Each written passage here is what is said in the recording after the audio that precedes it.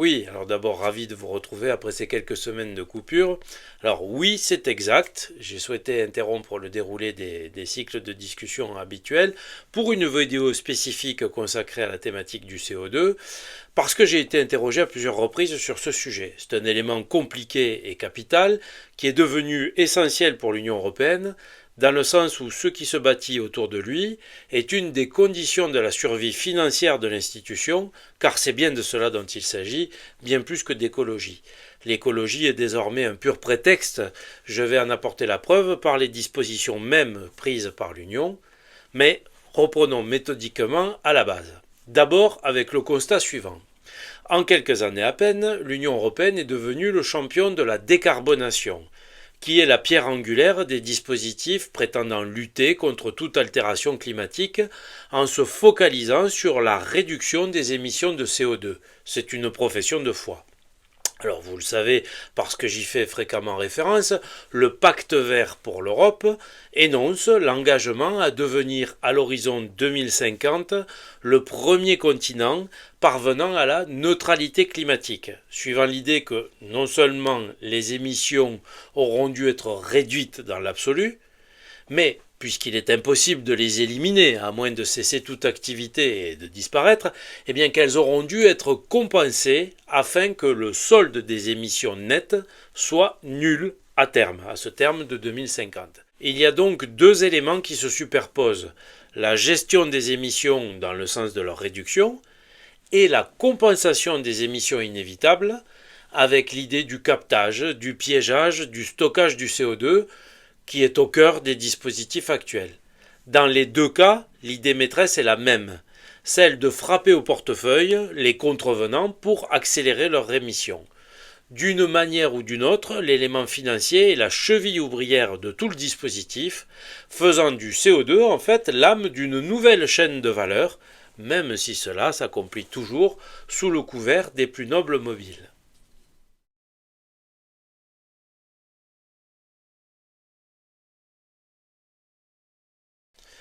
Oui, l'honnêteté commande de reconnaître qu'effectivement l'initiative en matière de chasse aux émissions de CO2 n'est pas le fait de l'Union européenne, mais de l'ONU, de l'Organisation des Nations Unies, dans le cadre du protocole de Kyoto, l'accord international de 1997, auquel a succédé à partir de 2016 l'accord de Paris.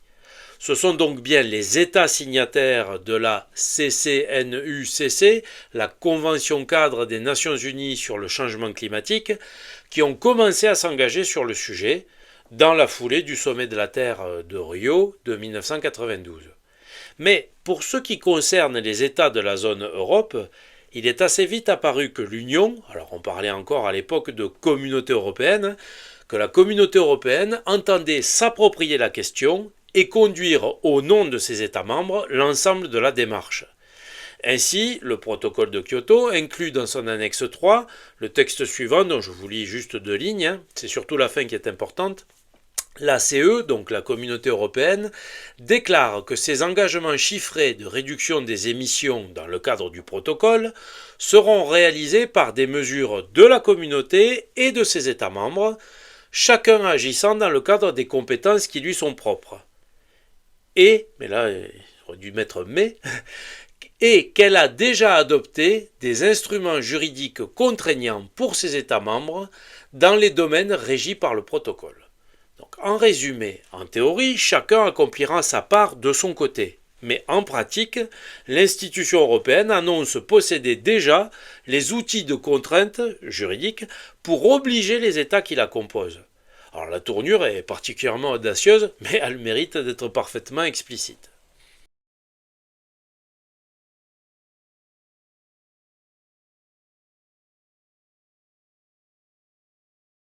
Oui, il y a bien deux catégories d'obligations pour les États et pour les institutions qui sont à l'intérieur de ces États. Alors, pour simplifier, je vais régler en premier le cas des obligations à l'échelle des États. Le principe consiste à quantifier, encadrer et plafonner les émissions de CO2 pour progressivement parvenir à leur réduction, avec des objectifs de performance qui sont assignés à l'ensemble de l'Union européenne, mais distribués entre chaque État membre suivant ce que l'institution appelle actuellement le RRE pour 2030, c'est-à-dire le règlement sur la répartition de l'effort de réduction. Sur la base d'une décision de 2009, avec un champ d'application portant sur le transport routier, le transport maritime intérieur, le chauffage des bâtiments, l'agriculture, la gestion des déchets et les petites industries, eh bien, les États reçoivent annuellement un nombre d'allocations d'émissions qui a été modulé pour tenir compte des capacités financières de chacun, selon le PIB de chaque État. Et ce nombre est dégressif dans le temps puisque le but est de réduire les émissions. Donc les 27 États membres sont donc attributaires de 27 allocations de quotas chaque année. L'ensemble de ces quotas, une fois agrégés, correspond à la réduction d'émissions que l'Union prétend réaliser par rapport au volume constaté pour l'année 2005. Alors il s'agissait à l'horizon de 2030 initialement de réduire de 29% le nombre d'émissions par rapport à l'année de référence 2005. Mais l'engagement a été revu à la hausse en 2018 pour collectivement représenter 40% de réduction à l'horizon 2030. Ce qui se décline par État dans une fourchette qui varie selon les États entre 10% de réduction et 50% de réduction des émissions.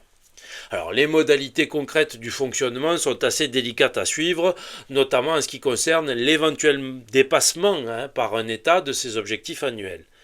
Le système prévoit une sorte de souplesse, car sur les secteurs dont je parlais, le volume des émissions peut être sujet à des variations importantes d'une année sur l'autre, suivant la météo, le dynamisme économique ou d'autres aléas tels que les feux de forêt.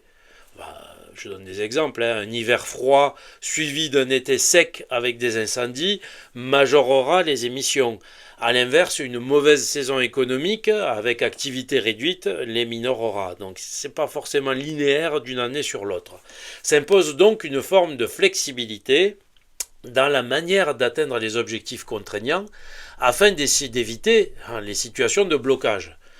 Alors non seulement celui qui dépasse la limite d'émissions allouée peut prélever une part de ses crédits de l'année suivante, il peut recourir à des types de compensation, à différents types de compensation, j'en évoque quelques-uns juste après, mais il peut aussi s'adresser à des États qui seraient excédentaires et qui sont autorisés à céder leurs crédits d'émission dans certaines limites.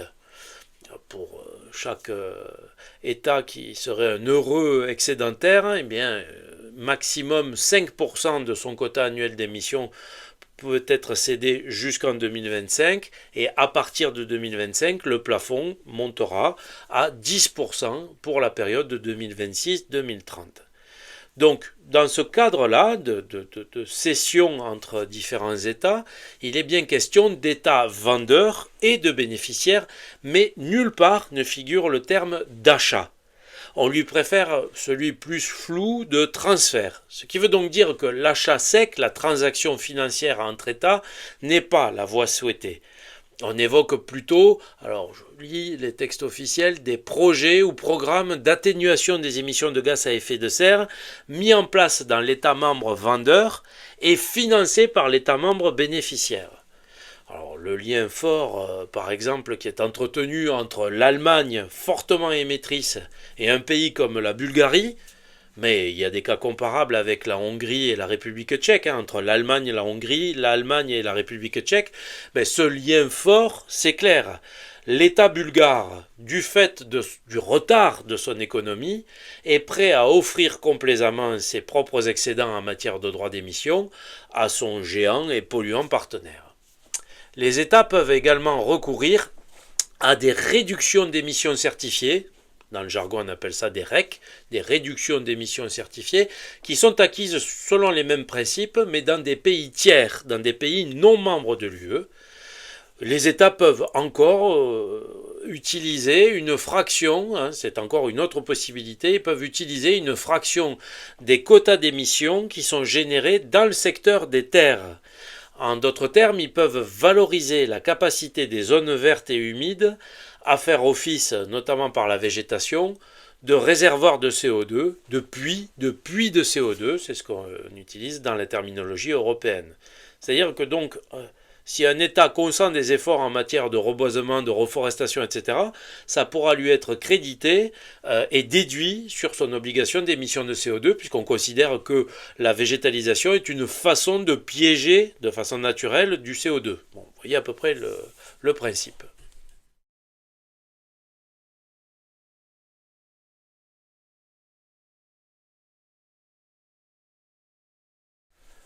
Oui, ce qui est le plus connu, c'est ce qui affecte les entreprises elles-mêmes, indépendamment des États, et qui est connu sous le sigle de SEQE, pour SEQE, pour Système d'échange des quotas d'émissions de gaz à effet de serre. Ce système-là a été établi plus précocement dans la foulée de la ratification du protocole de Kyoto par l'Union en 2002, et c'est aujourd'hui le cœur de cible de l'Union.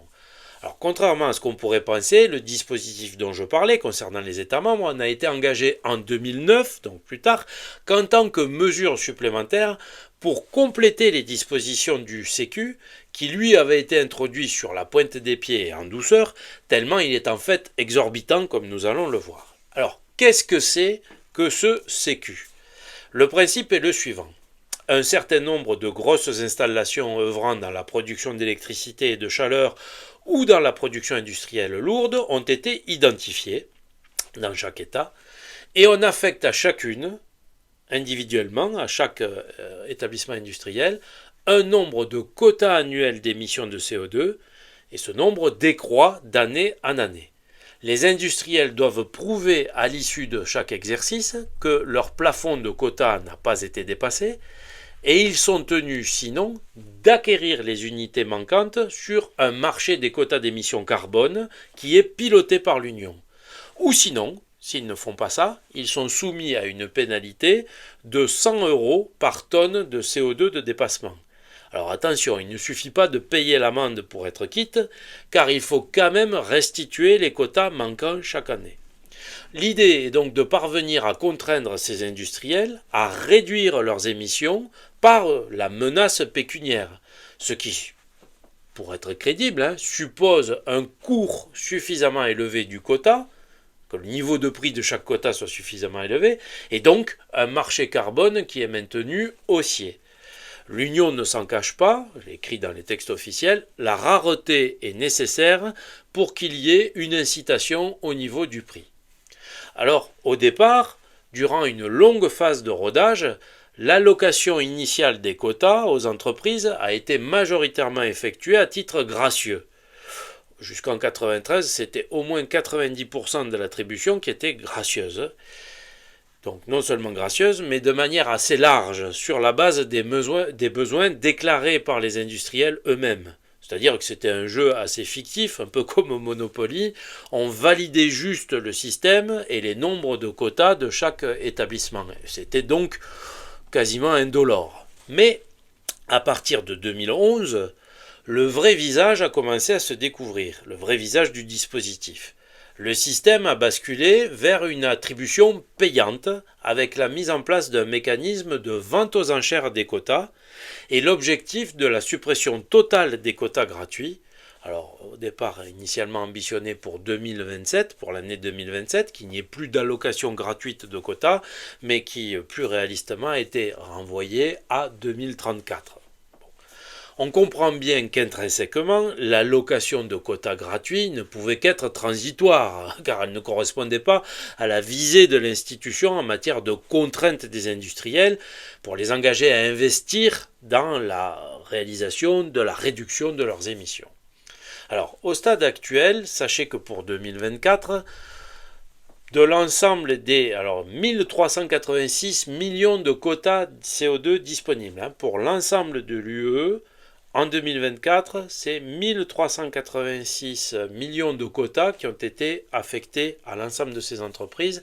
Eh bien, près de 49%, exactement 677 millions, ont été mis aux enchères sur ce marché primaire. Donc à peu près la moitié.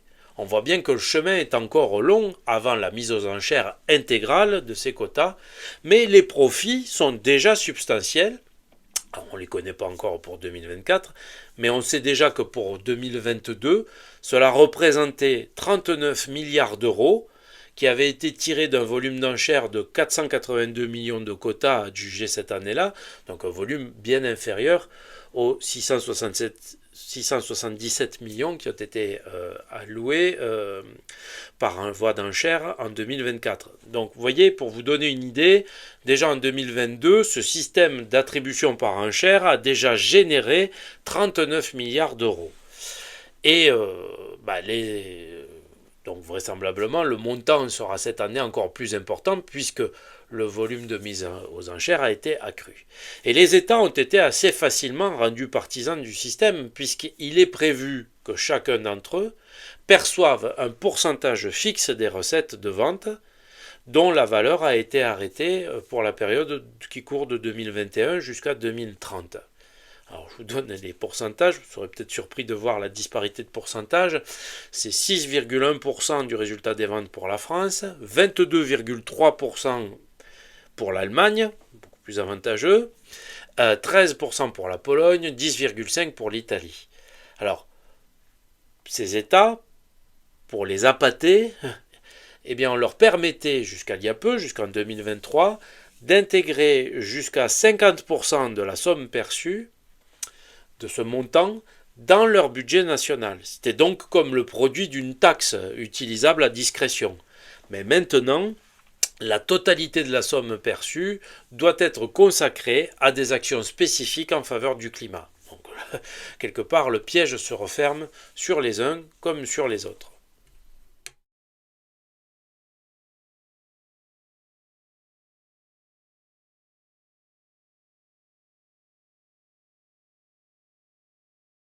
Oui, c'est exact, il existe un marché secondaire sur lequel les différents titulaires de quotas peuvent les renégocier, ce qui détermine le niveau du cours du carbone et qui affecte en retour le niveau des enchères sur le marché primaire. On est vraiment dans une boucle financière créée de toutes pièces. Alors, afin d'assurer une pression à la hausse sur les prix, l'Union a de plus en plus financiarisé un système qui est déjà structurellement haussier. Il est haussier puisque ayant pour principe la raréfaction du nombre de quotas mis en jeu chaque année. Alors je ne veux pas rentrer dans le détail, mais le taux de serrage de vis est connu et annoncé, et il ne fait que s'accentuer. La réduction annuelle des quotas a été de 1,74% entre 2013 et 2020, c'est-à-dire que chaque année on réduisait de 1,74% le nombre de quotas qui seraient émis, donc ça a été entre 2013 et 2020. Ça est passé à 2,2%, ce taux de serrage entre 2021 et 2023. Maintenant, on est à 4,3% jusqu'en 2027 et à partir de 2028, ça sera de 4,4%. Donc vous voyez, le taux de serrage s'accélère. Donc je le disais, l'Union a financiarisé le système en acceptant que puissent participer aux enchères ce qu'ils appellent les entreprises d'investissement et les établissements de crédit, c'est-à-dire des acteurs qui n'ont rien à voir avec les industriels impliqués et sont clairement des spécialistes du placement. Si on ajoute à cela le fait que le mécanisme d'enchère est peu praticable directement par les entreprises concernées, il est donc ouvert, pour ne pas dire réservé, à des gens spécialisés, à des courtiers, qui enchériront pour les entreprises, mais contre rétribution bien sûr. L'institution injecte donc sciemment une dose de spéculation dans le mécanisme, convenant avec cynisme, alors là je cite, « Les mises aux enchères doivent être conçues de manière à garantir que l'organisation et la participation aux enchères soient rentables. » C'est dit noir sur blanc. Cela suppose, alors là j'arrête la citation, cela suppose notamment une étroite surveillance des niveaux de prix lors des sessions d'enchères, une surveillance qui va même jusqu'à l'annulation de celle-ci en cas de prix de clôture sensiblement inférieur au prix prévalant sur le marché secondaire. Ça, c'est le texte officiel. Donc si jamais on s'aperçoit que le niveau de transaction est inférieur à un prix qui était fixé par l'Union prend sur elle d'annuler purement et simplement les transactions et les enchères. Et comme tout cela ne suffisait toujours pas à échauffer le système, l'Union est parvenue depuis 2018 à conférer aux quotas le statut d'actifs financiers. Officiellement, ce sont des actifs financiers qui donc génèrent à leur tour une multitude de produits dérivés, notamment des contrats à terme, dits futurs dans le jargon de la finance. Alors, le résultat de l'ouverture aux fonds d'investissement et aux capitaux internationaux, qui peuvent donc librement investir pour acquérir des quotas d'émissions carbone en Europe, eh bien ce résultat ne s'est pas fait attendre et le prix moyen du quota carbone a enregistré dans la foulée une progression spectaculaire, une multiplication par un facteur 10 de sa valeur, avec des pointes à plus de 100 € en 2022. 100 € le quota en 2022. Il s'agit donc d'une spéculation qui est très difficile à nier. Les rapports annuels qui sont dressés par l'institution sur le fonctionnement du marché carbone peuvent donc se flatter d'un double objectif accompli. Ils affichent des pourcentages de réduction d'émissions qui sont constatés effectivement réellement depuis 2005, quitte au passage à s'attribuer un peu rapidement des résultats qui sont pour bonne part dus aussi aux crises, celles de 2008, aux délocalisations industrielles, aux paralysies qui ont été orchestrées dans le sillage de l'épisode Covid, à l'inflation, au prix des combustibles et de l'énergie, qui ont bien affecté l'industrie manufacturière restante. Souvenez-vous par exemple des fermetures des fours verriers, comme Duralex et consorts. Donc tout ça joue bien sûr dans le sens de la réduction. Donc l'Union s'arroge peut-être un peu rapidement ce constat de la réduction des émissions, mais surtout dans ses rapports annuels, elle peut indiquer qu'elle y est parvenue à cette réduction des émissions, et là je cite le texte, tout en générant plus de 152 milliards de recettes tirées de la mise aux enchères des quotas à répartir entre les États membres. Donc un montant cumulé, 152 milliards, c'est pas en une fois, mais un montant cumulé qui est voué à croître avec la cherté du carbone. Bref, une manne budgétaire non plus tombée du ciel, mais prélevée sur les fumées.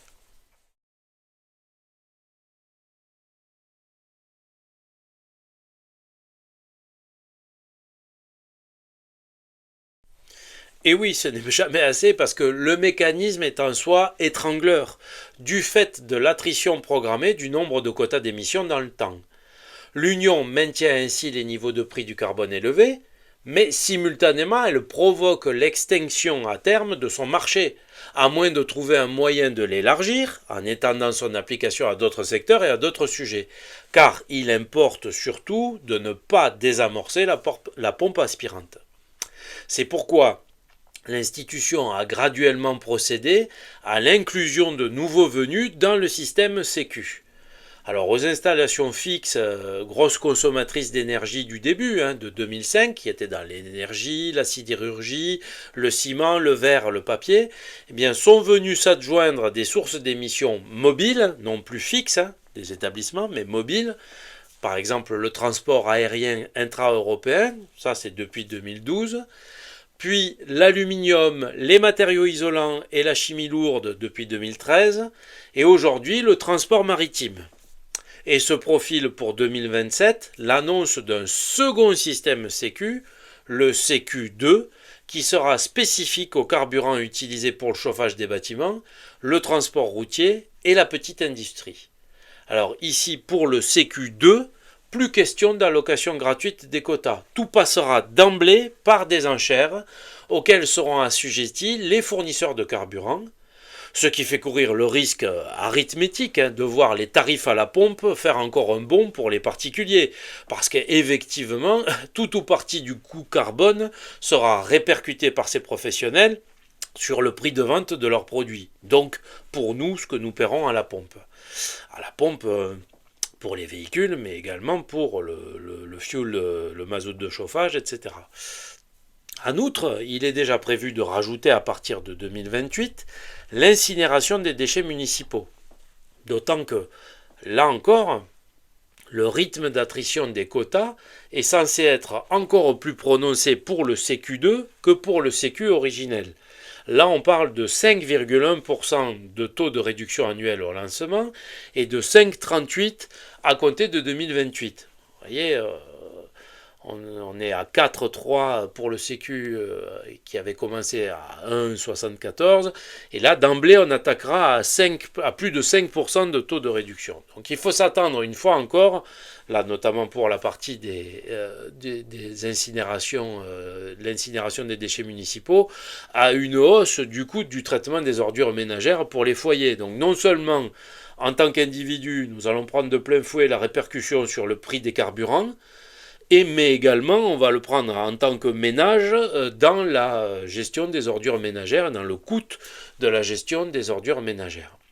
Mais au passage, et c'est là un changement majeur et symptomatique, l'Union annonce s'inviter à la table des recettes pour prélever cette fois directement une bonne part des gains en lieu et place des États membres. Alors le pacte vert a ouvert le bal en indiquant une part ambitionnée de 20%, donc ça c'était dans le pacte vert, donc un texte de fin 2019, c'est passé depuis à 25%, pour se fixer maintenant à 30%, ce qui représenterait quand même un apport très substantiel au budget de l'Europe, de l'ordre de 20 milliards annuels, c'est-à-dire entre 12 et 15% de son budget actuel. Donc c'est une contribution qui est bienvenue pour une institution qui est copieusement et follement endettée jusqu'en 2058 par l'emprunt commun de 750 milliards d'euros qui a été contracté en 2020 dans le sillage de la crise sanitaire et qu'il faudra bien trouver à rembourser intérêt et principal, comme disait la cigale dans la fable. Et encore, je n'évoque pas l'exorbitante et indécente folie ukrainienne toujours en cours. Donc le besoin d'argent, ce si bien nommé nerf de la guerre, devient à l'évidence de plus en plus pressant.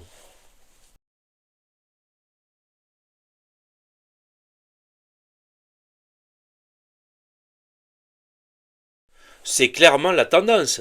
L'impérieuse poursuite de nouvelles ressources en propre grâce au décidément prodigue CO2. L'Union vient de donner naissance à un nouveau mécanisme, en plus de ce CQ2 dont je parlais, un mécanisme qui est appelé MACT dans le jargon. C'est le mécanisme d'ajustement carbone aux frontières.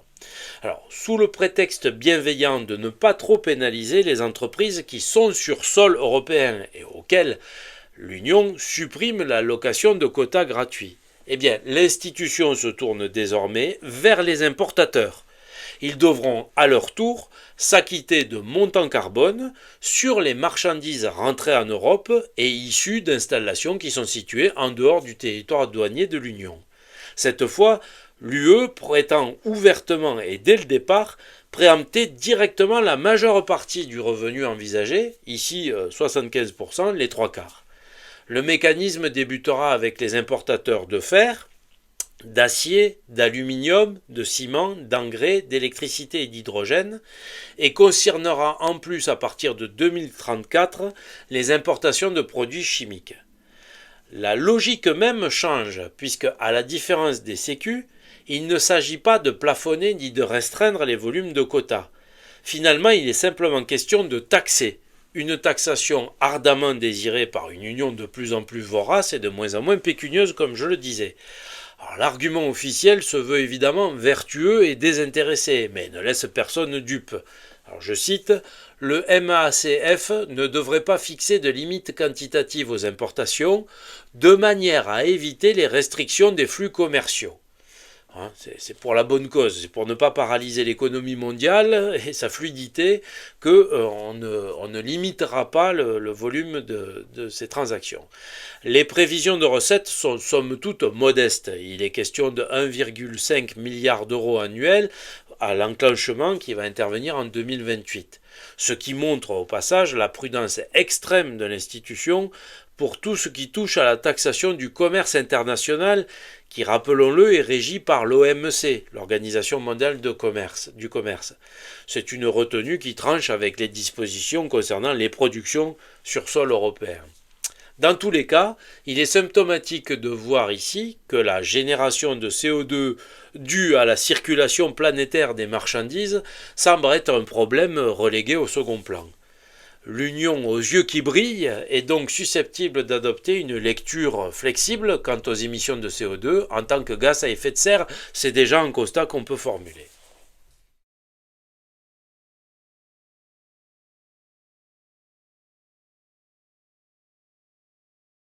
Et oui, comme dans le sketch des inconnus, il y a bien le bon et le mauvais CO2. L'Union rivalise sans le savoir avec les meilleurs humoristes.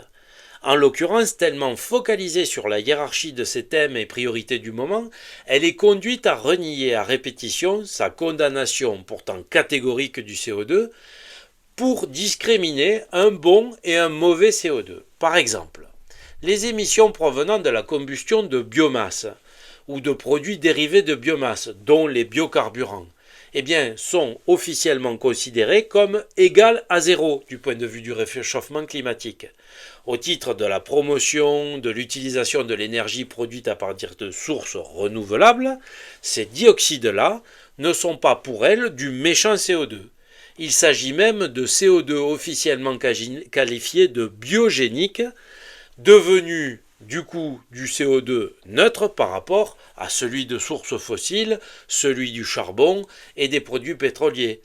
Alors même qu'au regard de l'éventualité de l'effet de serre, les molécules sont ce qu'elles sont dans les deux cas, fossiles comme bio. Objectivement, elles sont identiques dans leurs propriétés. Il faut franchement se pincer pour ne pas s'esclaffer.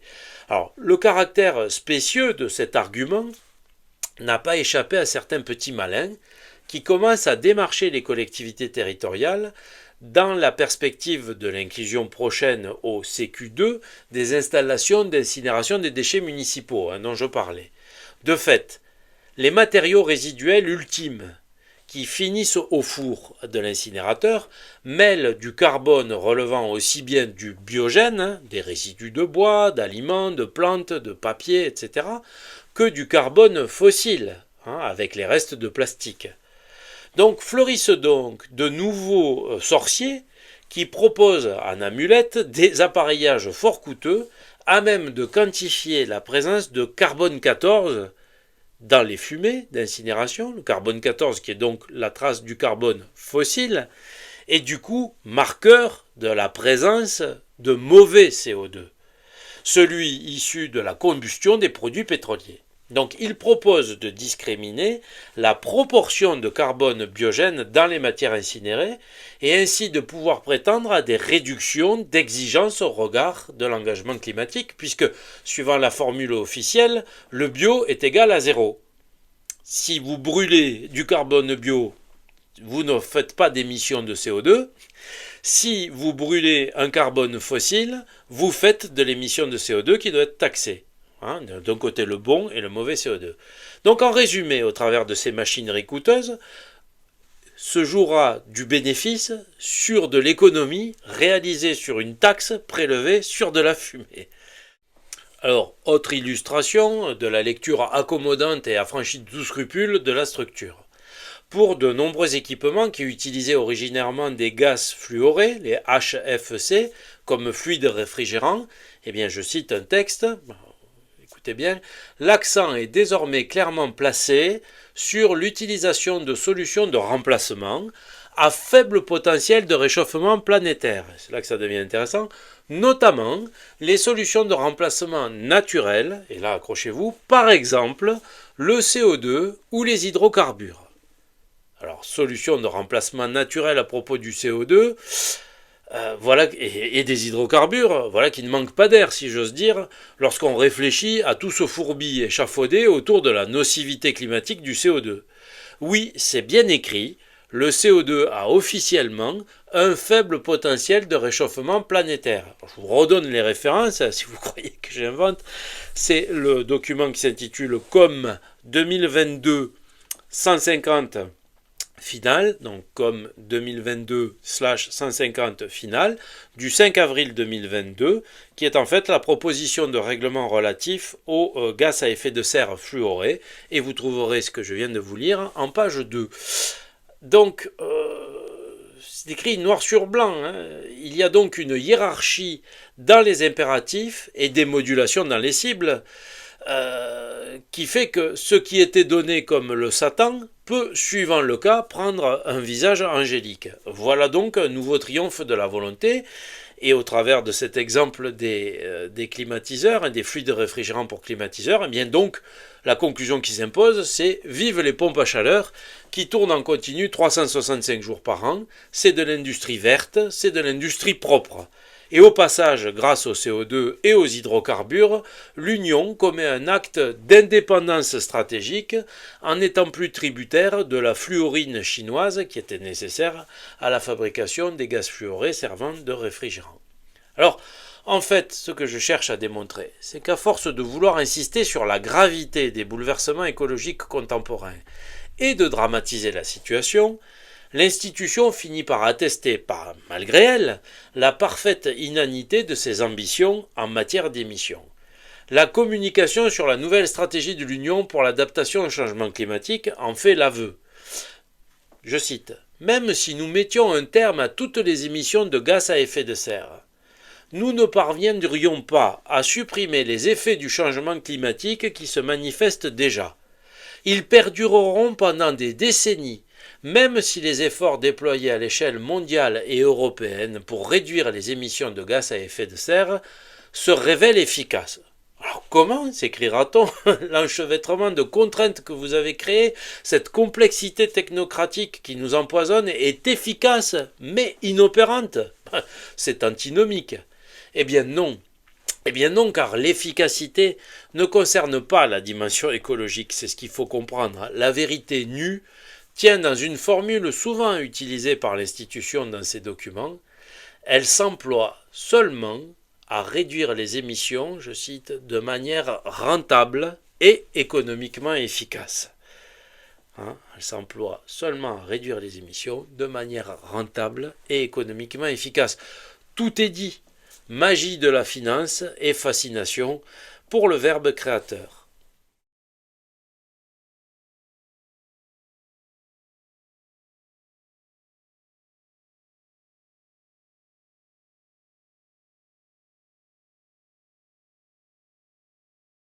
S'arrêter, pensez-vous? Pas du tout. Bien au contraire. Elle passe même à la vitesse supérieure, en promouvant maintenant le captage, le stockage, l'acheminement, voire la réutilisation du CO2 dans ce qu'elle désigne comme la gestion industrielle du carbone, et qui fait songer au slogan creux de la période des chocs pétroliers. C'est quelque part la version moderne de « on n'a pas de pétrole », mais à défaut d'idées, puisqu'on n'a même plus d'idées, on a du CO2. Alors, captage et stockage, il est question de piéger du CO2, qu'il soit émis à partir de combustion de produits fossiles, qu'il soit d'origine biogénique, l'utilisation du bois, des plantes, ou qu'il soit même atmosphérique, en vue de le stocker de manière permanente. Ça ne plaisante pas. Le tout récent règlement pour une industrie zéro net, qui est le règlement 2024/1735 UE du 28 juin 2024, évoque avec le plus grand sérieux la perspective d'un stockage géologique de 500 millions de tonnes de CO2 par an d'ici 2030, puis un objectif de 280 millions de tonnes annuelles à l'horizon 2040, et enfin une jauge de 450 millions de tonnes annuelles d'ici 2050.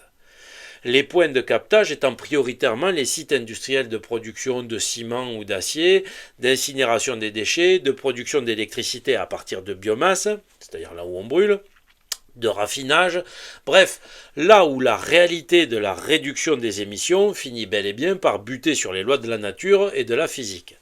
Alors cette idée du stockage géologique donne lieu à des pistes plus farfelues les unes que les autres, en particulier avec le choix d'un site au large de la Norvège, en mer du Nord, dans des couches de la plateforme océanique située à environ 2600 mètres de profondeur. Alors, ce n'est pas une invention, ce n'est pas une chimère, le projet industriel existe bel et bien, il s'appelle Northern Lights, vous pourrez le vérifier, il a fait l'objet d'un accord entre l'Union européenne et le gouvernement norvégien en 2020, et s'y agitent simultanément le pétrolier norvégien Equinor, ainsi que les firmes Total et Shell.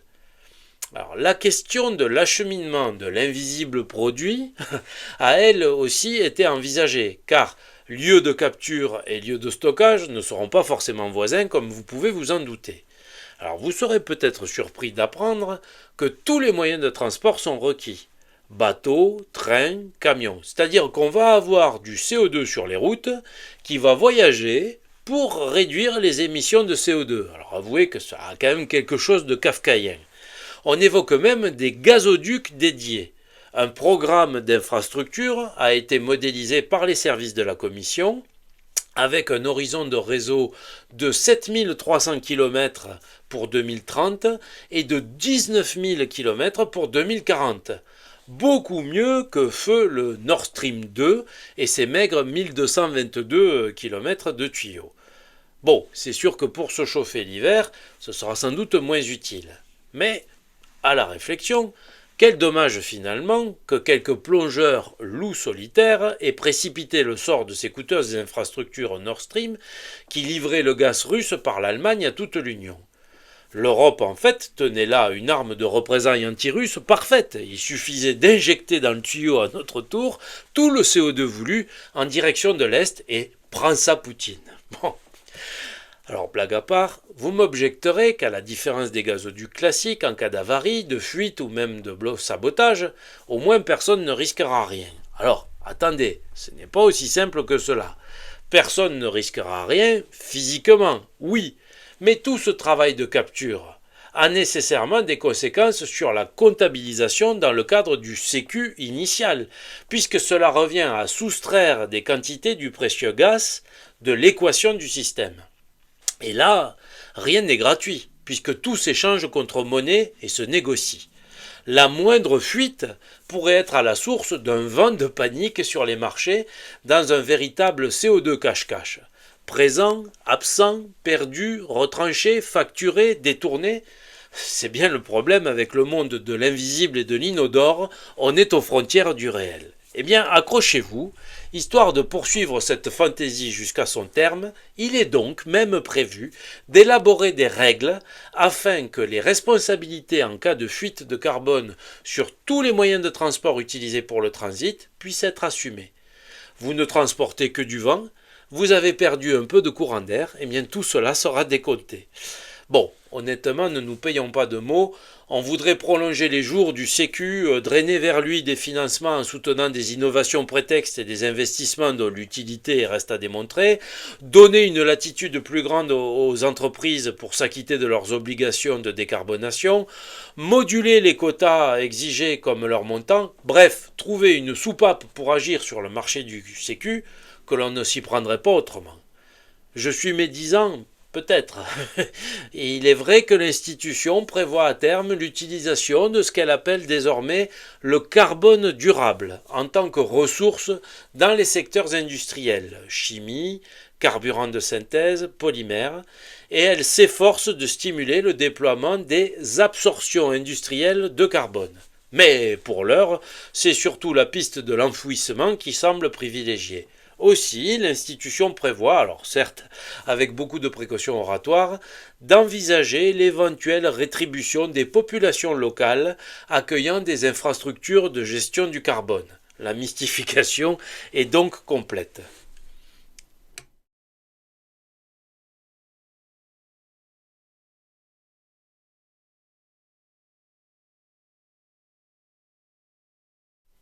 Oh, un passe carbone, vous ne croyez pas si bien dire. Quitte à être lancé, pourquoi s'arrêter en si bon chemin?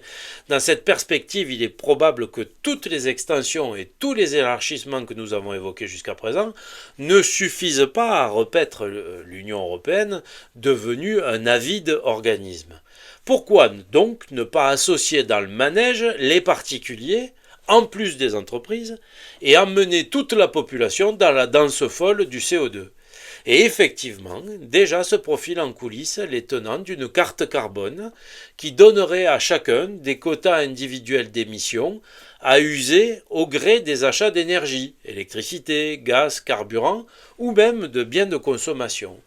Des sortes de tickets de rationnement carbone, mais pouvant changer de main entre détenteurs. Les individus alimenteraient ainsi à leur tour entre eux un juteux marché de négoce et de rachat de quotas manquants sur la carte, à la plus grande satisfaction non seulement de l'institution, qui aurait la certitude sereine de la mission accomplie et sans doute un intéressement proportionné à son endettement, mais surtout à la grande satisfaction des opérateurs de marché qui profiteraient à plein de leurs habitudes spéculatives sur notre dos.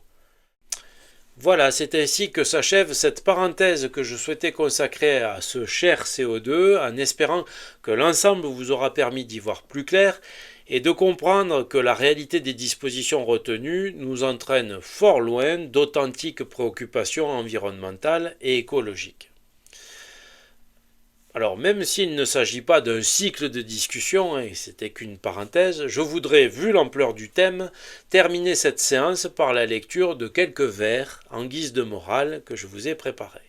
Alors, nous nous retrouvons très bientôt avec un grand cycle consacré à la liberté individuelle dans l'Union européenne et intitulé « Choisir ou être guidé, le projet de société européen en question ». J'espère vous revoir nombreux. N'oubliez pas de cliquer sur la cloche qui est au bas de la vidéo si vous souhaitez être tenu informé des nouvelles vidéos mises en ligne. N'hésitez pas à vous rendre chez vos libraires et à faire travailler les éditeurs en faisant l'acquisition des différents ouvrages chez l'Harmattan, aussi bien l'individu dans l'Europe promise que la nécessité européenne ou mes ouvrages antérieurs qui ont toujours un degré d'actualité, et de faire travailler libraire comme éditeur, c'est une bonne chose. Et dans l'attente de vous revoir, suivant la coutume sur Europhilo, je vous dis portez-vous bien et surtout soyez vigilants.